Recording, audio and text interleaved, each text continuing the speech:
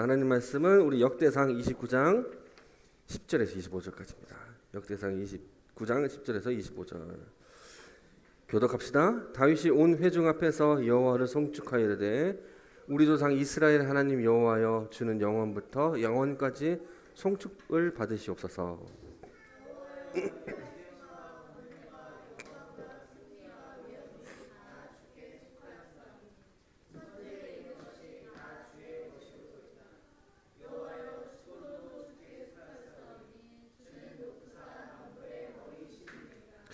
부와 귀가 주께로 말미암아 또 주는 만물의 주제가 되사 손에 권세와 능력이 있사오니 모든 사람을 크게 하심과 강하게 하심이 주의 손에 있나이다.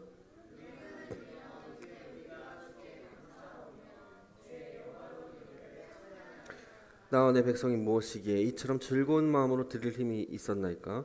모든 것이 주께로 말미암아 싸우니 우리가 주의 손에서 받은 것으로 주께 드렸을 뿐이니이다.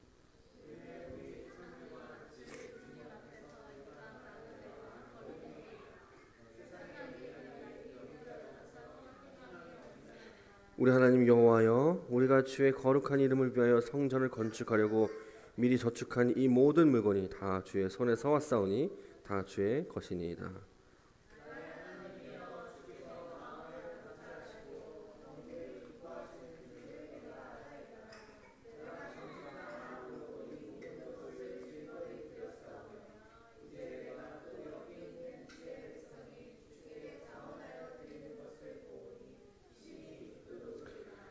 우리 조상들의 아브라함과 이삭과 이스라엘의 하나님 여호와여, 주께서 이것을 주의 백성의 심중에 영원히 두어 생각하게 하시고 그 마음을 준비하여 주께 돌아오게 하시며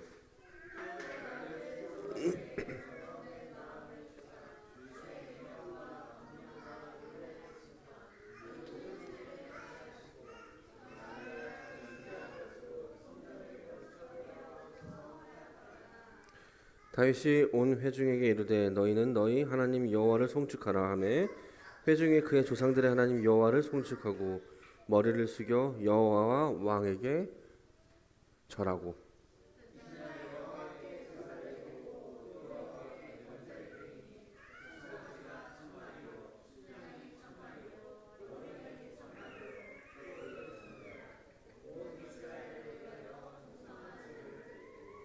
이날에 무리가 크게 기뻐하여 여호와 앞에서 먹으며 마셨더라. 무리가 다윗의 아들 솔로몬을 다시 왕으로 삼아 기름을 부어 여호와께 돌려 주권자가 되게 하고 사독에게도 기름을 부어 제사장이 되게 하니라.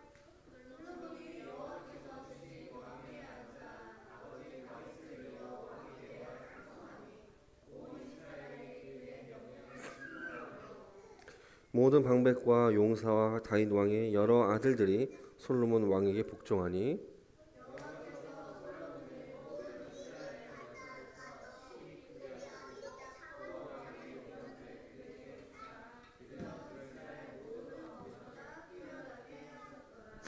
아멘. 자, 우리 까르르 까르르 까르르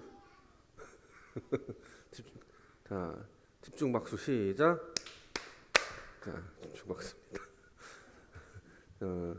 자, 제가 너희는 누구인가라는 제목이에요. 여러분들이 이거 12문제인데 그렇죠? 6개만 맞추면 돼요.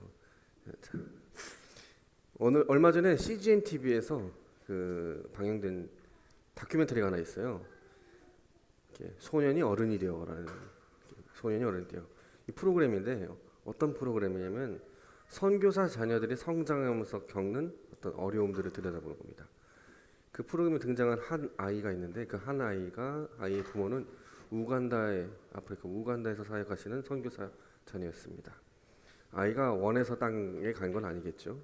부모가 원해서 선교사의 자녀가 되었고 우간다에서 태어났습니다. 필연적으로 이방인의 삶을 살게 됐습니다.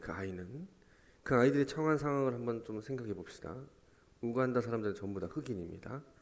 그 사이에 황인종으로 자기는 살아간다는 게 낯설고 좀 이상한 일이겠죠. 언어는 우간다어를 쓰는데 집에 들어오면 한국말을 쓰고 반면에 학교 생활도 쉽지 않았습니다.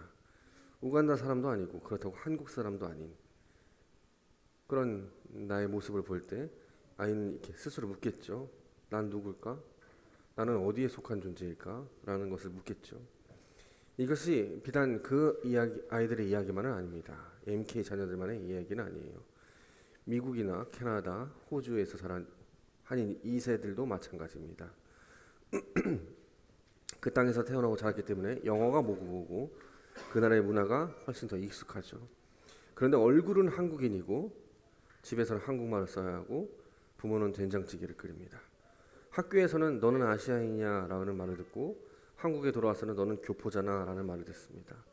어느 쪽에서 완전히 속하지 못하는 것 같은. 그래서 나는 도대체 누구고 나의 뿌리는 어디서 왔을까?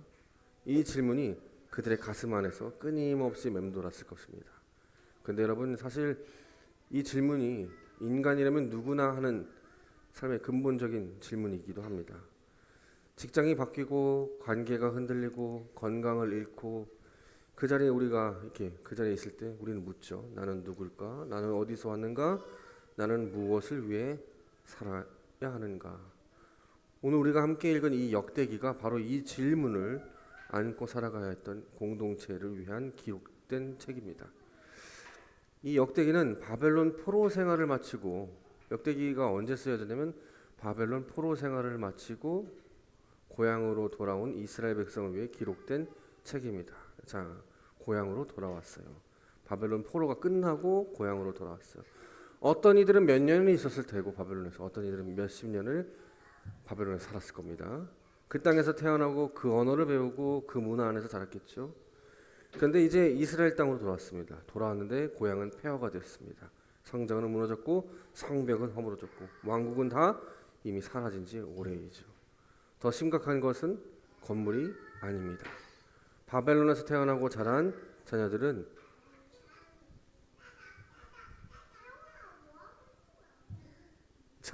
자녀들은 히브리어보다 아람어를 더 편했겠죠. 히브리어보다 뭐를? 아람어를 더 편했겠습니다. 이스라엘의 절기보다 바벨론 문화가 더 익숙했을 겁니다. 그들의 입에서 이 말들이 맴돌았을 겁니다. 우리는 이스라엘 사람일까? 바벨론 사람일까? 우리의 뿌리는 어디에서 있을까? 우리는 도대체 누구일까? 앞에서 얘기했던 선교사 자녀가 우간다인도 아니고 한국인도 아닌 것 같다고 했을 때 그 질문 말입니다. 역대기는 이 공동체를 위해 기록된 책입니다. 역대기는 단순한 역사책이 아닙니다. 어떤 책이냐면 정체성을 말하는 책입니다. 어떤 책? 정체성을 말하는 책입니다.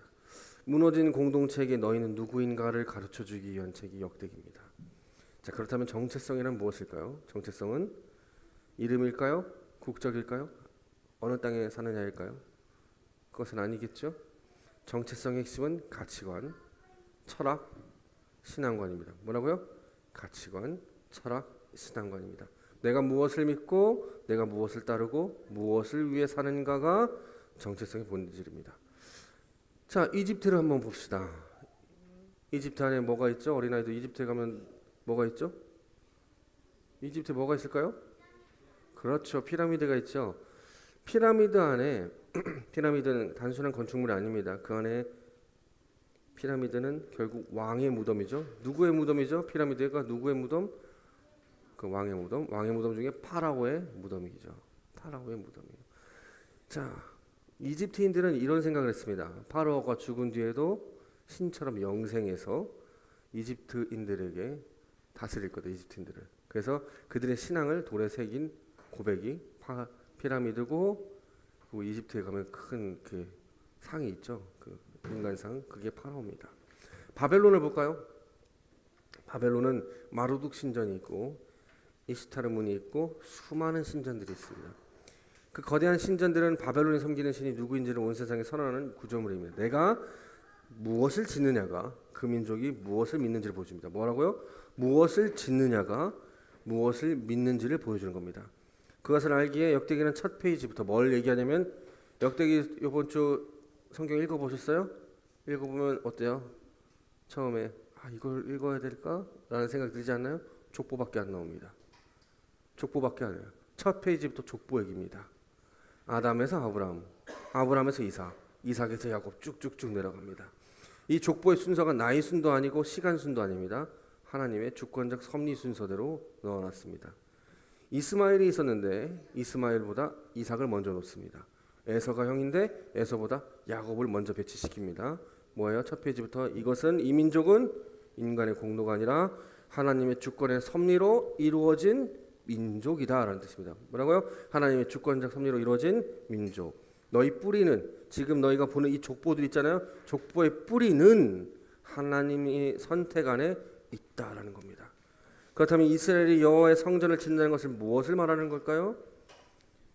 성전을 짓기로 한 것을 무엇을 말하는 건 나는 여호와를 믿는 민족입니다 라는 뜻입니다. 그 선언인 거예요. 그래서 포로에서 돌아온 이스라엘이 가장 먼저 한 일이 뭐예요? 성전을 다시 짓는 겁니다. 그리고 역대기에서 다윗은 왕으로 등장하지 않아요. 오늘 역대기 보면 다윗을 왕으로 말하지 않습니다. 뭐라고 표현하죠? 예배자로 표현합니다. 성전을 준비하고 역대기 보면 성전을 준비해서 레위인들을 배치시키고 찬양팀을 조직하고 인생의 마지막 순간, 역대상 마지막 오늘 읽은 그 순간 다윗이 온 회중 앞에서 무릎을 꿇고 하나님 앞에 기도를 드리는 장면, 왕으로 보이지 않고 예배자로 보입니다. 이것이 역대기가 귀한한 공동체, 그 이스라엘 공동체에게 보여주고 싶었던 지도자의 본질입니다. 지도자의 본질이 뭐다고? 왕이 아니라 예배자라는 겁니다. 이스라엘 공동체의 본질을 뭐냐? 예배자라는 겁니다. 이제 본문으로 좀 더 들어가 봅시다. 다윗의 마지막 기도 안에 이스라엘 공동체를 위한, 그리고 오늘 이 기도문 안에 세 가지 정체성이 담겨 있습니다. 10절을 봅시다. 10절을 함께 읽어봅시다. 읽겠습니다. 다윗이 온 회중 앞에서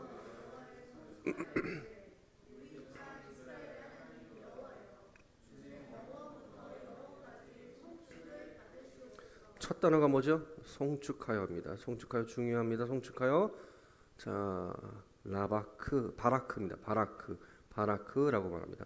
이 바라크의 어근이 뭐냐면은 무릎을 꿇다입니다. 말한다가 아니라 무릎을 꿇다. 입술만의 찬양이 아닙니다. 존재를 하나님 앞에 낮추겠습니다가 송축입니다. 여러분 송축하시죠? 우리 아까 찬양했죠?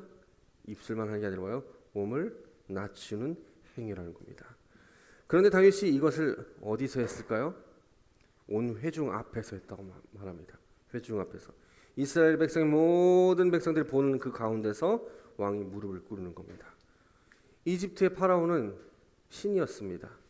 바벨론의 왕은 신의 대리인입니다. 그들이 무릎을 꿇는다는 것은 상상할 수 없는 거죠. 그런데 이스라엘 왕 다윗이 온 백성 앞에 공개적으로 무릎을 꿇습니다. 이것은 단순한 종교적 행사가 아니라 정치적 선언입니다. 어떤 선언이에요? 이스라엘의 가장 높은 자도 하나님 앞에 뭐한다? 피조물밖에 안 된다.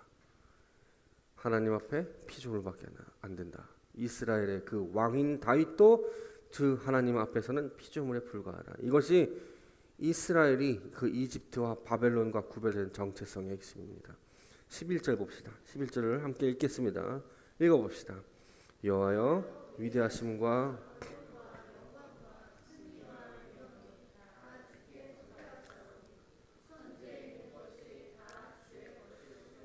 다윗이 5가지 단어를 쓰고 있죠. 위대하심, 권능, 영광, 승리와 영원, 그리고 위엄. 근데 여기 앞에 다 히브리어로 보면 하라는 게 뭐냐면 그 정관사가 붙어 있습니다. 그러니까 위대하심 하게룰라 이런 식으로, 하게부라 권능 이런 식으로 다 붙어 있습니다. 그러니까 뭐냐면 요 그 위대하심, 그 권능, 그 영광은 누구만 있다? 하나님만 있다. 왕이 아니라 인간이 아니라 하나님께만 있다. 이 단어들 다른 이방인들은 썼을까요? 안 썼을까요? 썼습니다. 썼던 단어입니다. 그대로 인용합니다. 이방 나라들도 사용한 단어들입니다. 이집트는 누구에게만 이 단어를 쓸까요? 파라오에게. 바벨론은 누구에게? 마르둑에게만 썼던 단어들입니다. 이것을 우리 이스라엘은 누구에게? 마르둑이 아니라 파라오가 아니라 하나님께. 그 하나님께만 쓴다라는 겁니다. 바벨론에서 수십 년을 살아왔던 그 이스라엘 공동체에게 성경이 이렇게 말하는 겁니다. 마르둑이 아니다. 오직 여호와 하나님만 위대하다. 여호와 하나님만 권능과 영광과 위엄이 있다. 천지에 있는 모든 것이 다 주의 것이다 라고 선언하는 겁니다. 사랑하는 성도 여러분, 오늘날 사는 사람들 중에 예배하지 않는 사람이 있을까요? 예배하지 않는 사람은 단 한 명도 없습니다. 모두 다 예배합니다. 모든 사람은 예배합니다. 기억하십시오. 예배하지 않는 사람 없습니다. 예배합니다. 당시 바벨론은 마르둑을 예배했고, 이집트는 파라오를 예배했고, 로마는 카이사르를 예배했습니다. 오늘 우리는 예배를 누구한테 할까요? 하나님께 하지만 우리 하나님께 하지 않는다면 누구에게? 돈에게도 할 수 있고, 자녀에게도 할 수 있고, 명예와 성공을 위해 예배할 수 있습니다. 예배합니다. 납작 엎드릴 수 있습니다. 송축할 수 있어요. 돈에 엎드릴 수 있잖아요. 명예에 송축하고 무릎을 행위적으로 다 꿇을 수 있잖아요. 예배합니다. 모든 이들은 예배하는 존재입니다. 어떤 철학자가 얘기했는데 이름이 기억이 안 나는데 그 철학자가 이런 말 하더라고요. 모든 사람은 예배한다. 기독교인이 아니고 철학자가 중에 모든 사람은 예배한다.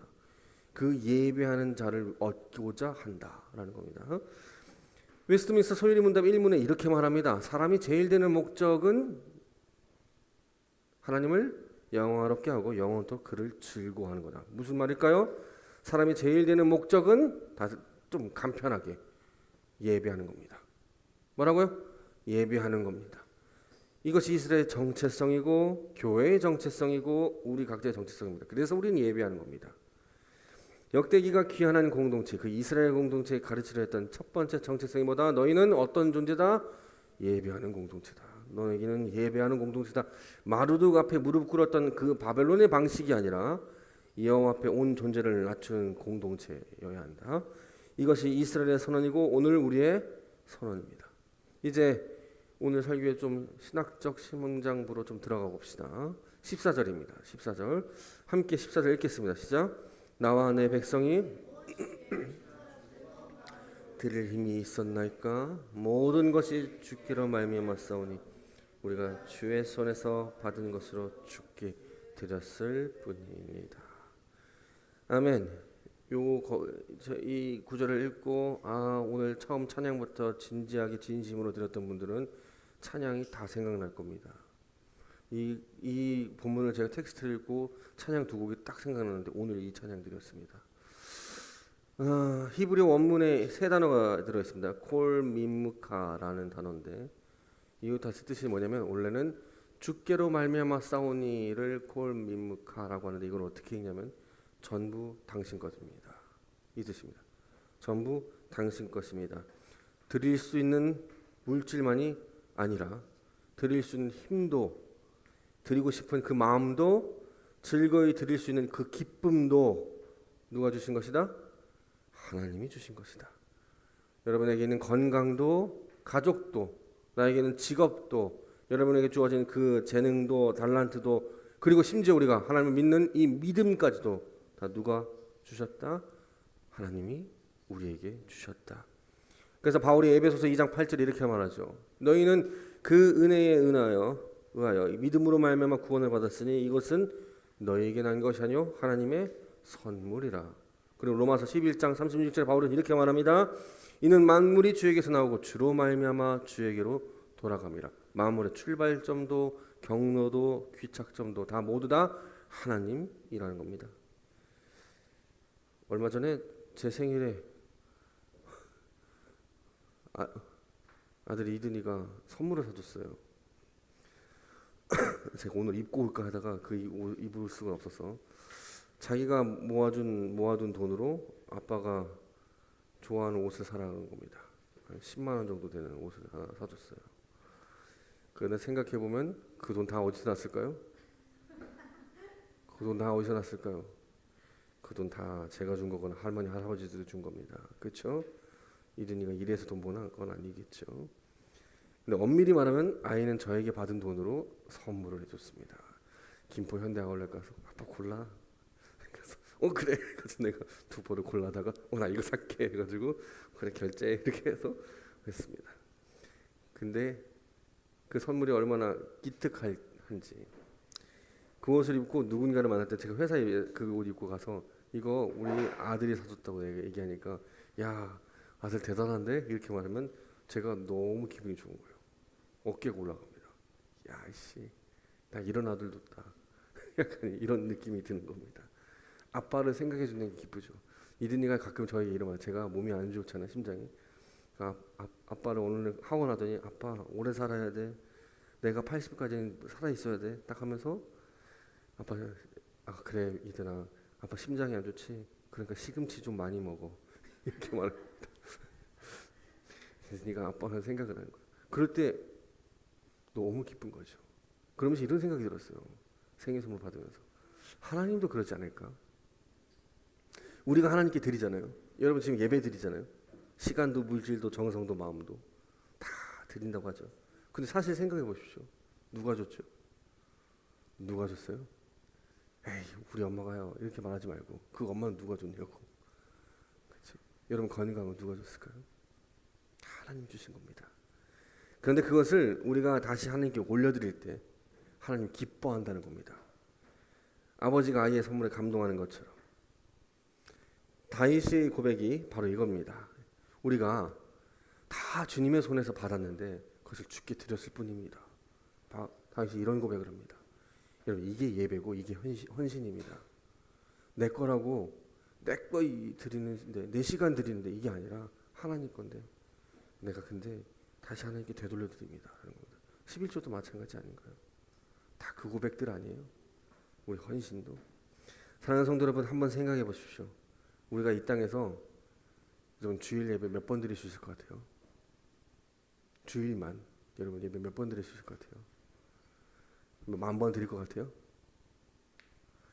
태어나서 신앙생활 시작하고 한 70년 산다고 하면 한 번도 빠지지 말고 아프다고 빠지지 말고 여행 간다고 빠지지 말고 한 번도 빠지지 않고 교회 온다면 예배 드린다면 몇 번 드릴 수 있을 것 같아요? 3,640번입니다. 산후조리원 가지 말고 태어나자마자 그 순간부터 예배를 드린다면 3,640번밖에 안 돼요. 주일 예배 70까지 산다면 많은 건 아니에요. 우리 이 땅에서 영원히 사는 거 아닙니다. 기억하셔야 돼요. 오늘 찬양 불렀죠? 안개와 같다고. 바다에 있는 파도 정도라고. 오늘 피었다 지는 꽃과 같은 존재라고요. 영원하지 않아요. 그래서 성경이 말합니다. 역대상 29장 15절 한번 봅시다. 읽어봅시다. 우리 조상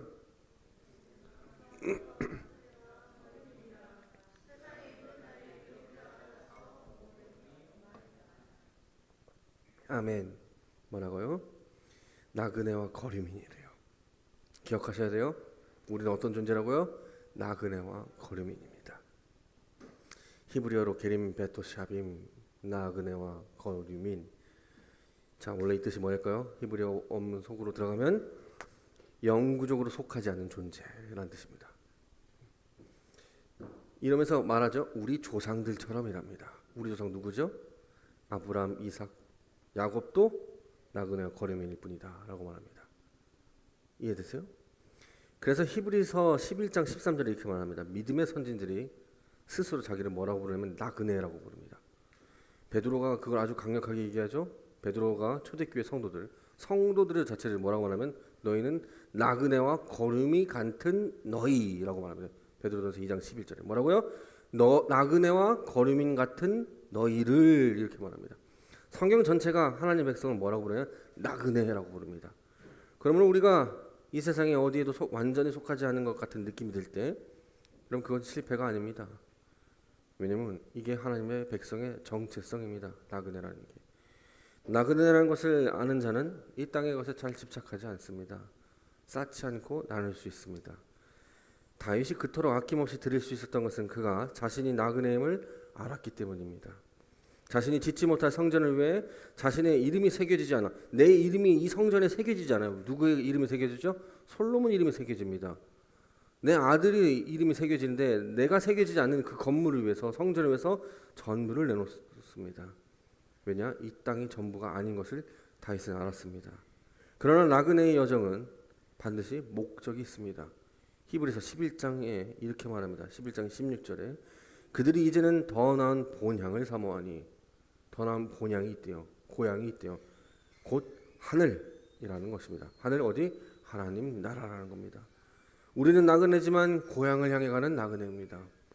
역대기가 이스라엘 공동체에게 심어주려 했던 두 번째 정체성이 너희는 하나님으로부터 온 존재다라는 겁니다. 마르두개의 존재가 아니라 하나님으로부터 온 존재야. 너희의 기원이 하나님이고 너희 여정이 하나님 손안에 있고 너희의 목적지도 하나님께로 돌아가는 거야. 그러므로 너희의 정체성은 어느 땅에 속하는 게 아니라 하나님께 속했다는 겁니다. 자, 우리 두 가지를 보았습니다. 마지막 하나 더 봅시다. 이스라엘은 여호와를 예배하는 존재이고 모든 것이 하나님께로부터 왔다고 했고 이 땅에서 나그네로 살다가 하나님께로 돌아가는 존재라고 했습니다. 그렇다면 이 정체성의 삶으로 구현될 때 어떤 모습이 될까? 예배하는 존재, 나그네와 같은 존재, 하나님께 다 받은 것을 드린 존재라고 하면 삶으로 어떻게 구현이 될까? 오늘 본문 마지막 장면이 그 질문에 답을 합니다. 역대상 29장 20절에서 22절입니다. 잘 보이세요? 안 보이시죠? 같이 읽겠습니다. 다윗이 온 회중에게 이르되 너희는 너희 하나님 여호와를 송축하라 하매 회중이 그의 조상들의 하나님 여호와를 송축하고 머리를 숙여 여호와 왕에게 절하고 이튿날 여호와께 제사를 드리고 또 여호와께 번제를 드리니 숫송아지가 1000마리요 순양이 1000마리요 어린 양이 1000마리요 또 그 전제라. 온 이스라엘을 위하여 풍성한 제물을 드리고 이날에 우리가 크게 기뻐하여 여호와 앞에서 먹으며 마셨더라. 여기까지 먹으며 마셨더라. 자, 다윗의 기도가 끝나자 온 회중이 여호와를 송축했습니다. 함께 머리를 숙였어요. 이스라엘 공동체 모두 하나님을 찬양합니다. 숫송아지 1000마리, 순양 1000마리, 어린 양 1000마리를 번제로 드렸습니다. 양이 동물이 몇 마리예요? 총 3000마리입니다. 하나님이 주셨기 때문에 풍성하게 드릴 수 있었습니다. 나그네임을 알았기 때문에 아낌없이 드릴 수 있었어요. 그리고 아까 방금 읽은 22절에 이렇게 말하죠. 이날에 여호와 앞에서 먹으며 마시고 크게 기뻐하였느니라.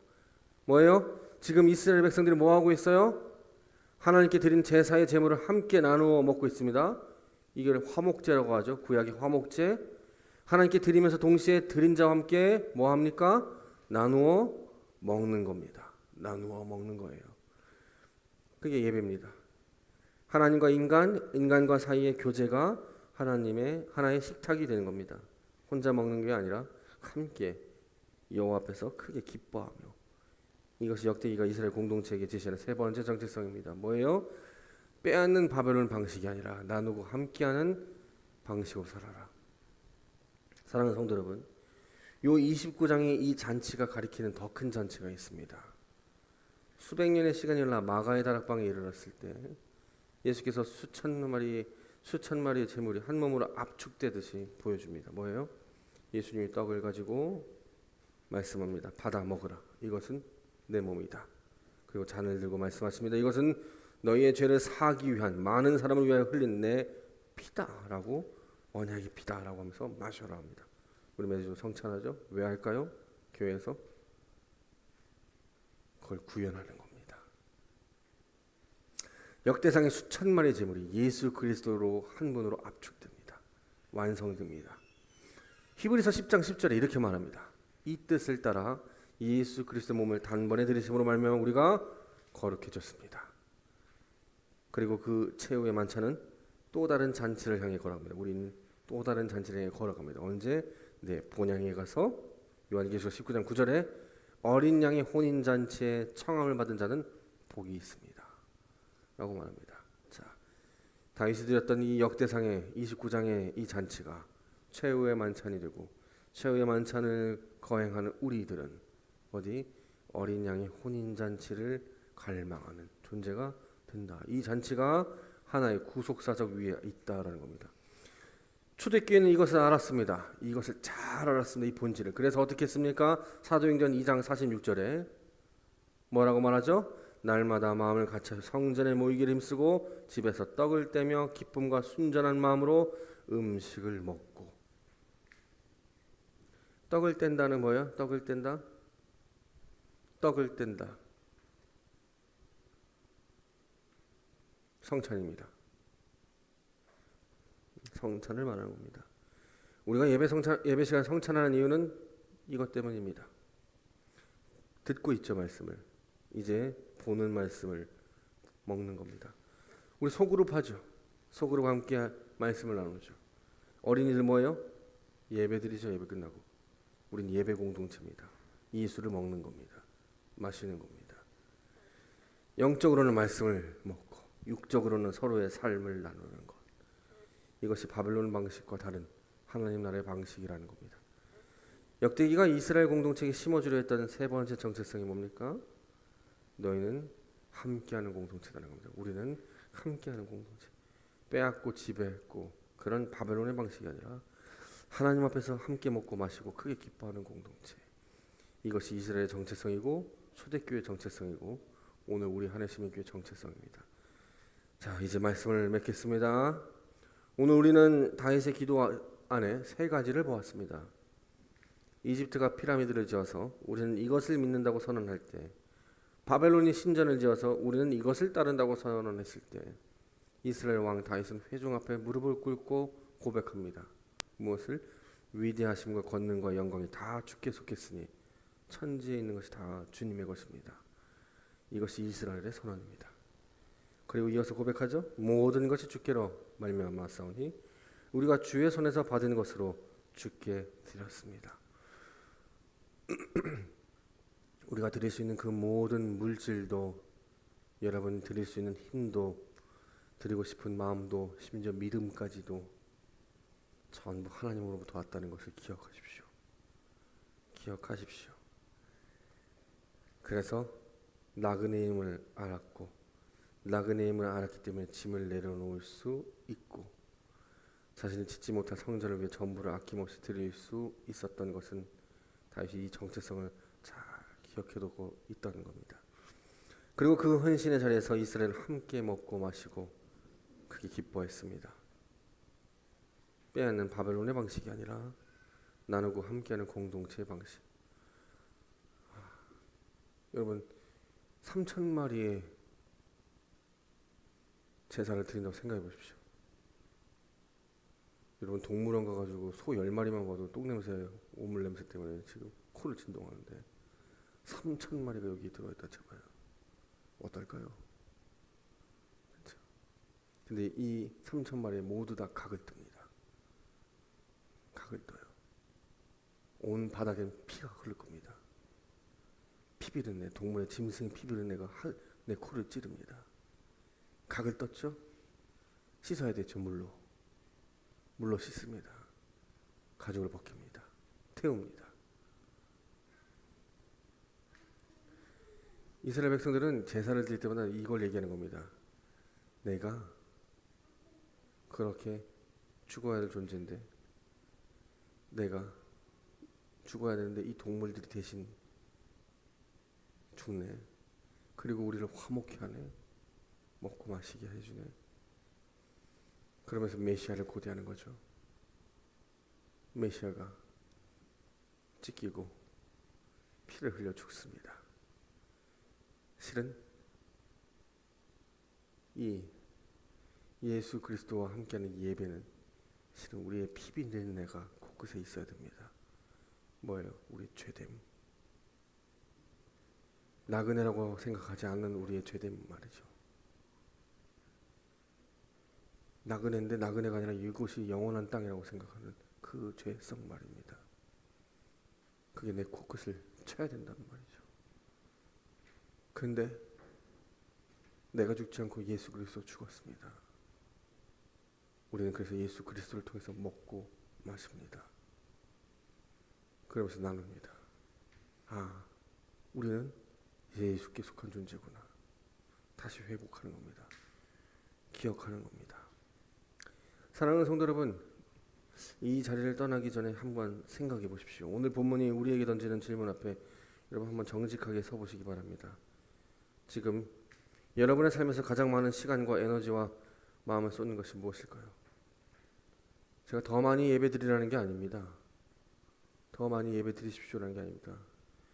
오늘 하루 내가 살아가면서 무엇을 향해 걸어가고 있고, 일하고 사역하고 육아하는데 그 모든 발걸음들이 하나님 나라를 향한 것인지 아니면 내 왕국들을 쌓아가는 발걸음인지 한번 고민해 보십시오.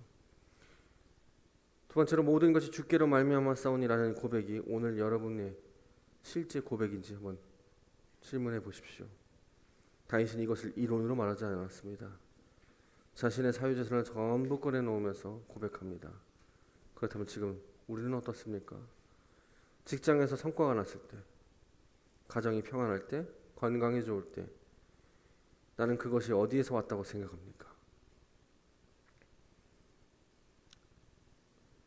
혹시 조용히 은연중에 내가 잘해서 이렇게 된 거 아닌가? 내가 잘 일했기 때문에 성과를 낸 거 아닌가? 내가 열심히 했기 때문에 육아를 열심히 했기 때문에 가정이 평안한 거 아닐까? 내가 운동 열심히 하고 그래서 건강이 좋은 거 아닌가? 근데 운동할 힘도 하나님 주신 거 아닌가? 반대로 일이 잘 풀리지 않을 때 여러분 어떠세요? 그 고백은 여전히 살아있나요? 아니면 그때만큼은 하나님이 원망의 대상이 됩니까? 참 어려운 질문이지만 우리의 정체성을 묻는 질문입니다. 세 번째로 나는 지금 나그네로 살고 있습니까? 아니면 이 땅을 영원한 집인 것처럼 살고 있습니까? 베드로전서 2장 11절에 말하죠. 베드로가 너희는 나그네와 거류민 같은 존재다라고 말합니다. 교회에게 그렇게 말합니다. 여러분, 이 하늘시민교회가 영원할 것 같아요? 우리 여러분 각자 사람이 영원할 것 같아요? 영원하지 않습니다.